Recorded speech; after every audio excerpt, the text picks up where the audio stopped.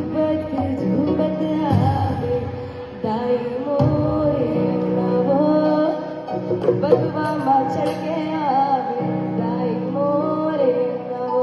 बोला दुर्गा मैया की।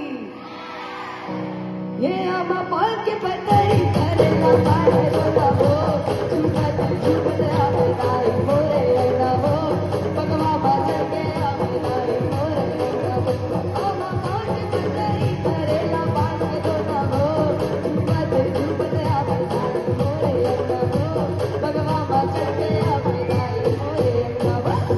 झुंबत आवे दाई झुंबत आवे सातो बहिनी आला माता लावे सातो बहिनी आला माता लावे सातो बहिनी आला माता लावे हो सातो बहिनी आला माता लावे हो सातो बहिनी आला माता लावे हो सातो बहिनी आला माता लावे हो।